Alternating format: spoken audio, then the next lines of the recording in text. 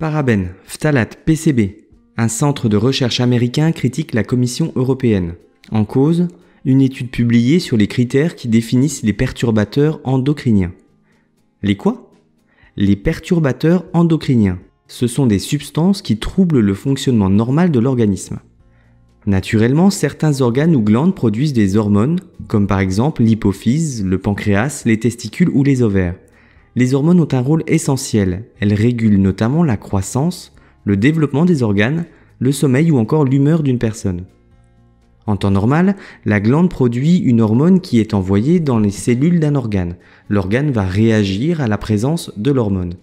Par exemple, à la puberté, c'est la sécrétion d'œstrogènes qui entraîne notamment le développement de la poitrine chez la femme. En présence d'un perturbateur endocrinien, 2 cas de figure sont possibles.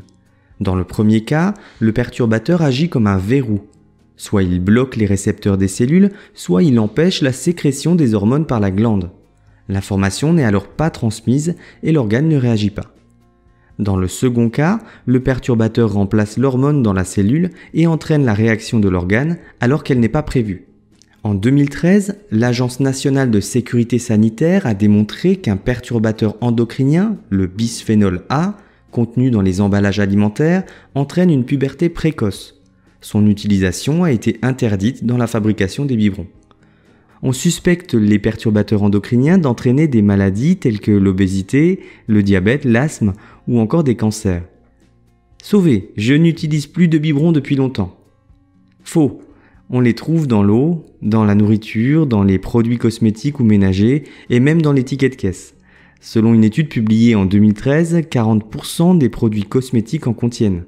Alors s'ils sont encore partout dans les produits de tous les jours, c'est parce qu'ils sont très difficiles à identifier.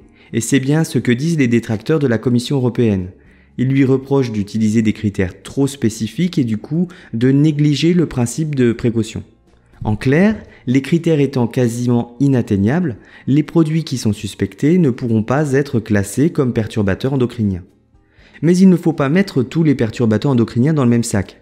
Certains ont des conséquences qui sont recherchées. C'est le cas pour la pilule contraceptive. Elle contient des hormones chimiques qui vont agir comme perturbateurs, mais cette fois-ci pour réguler le cycle hormonal de la femme.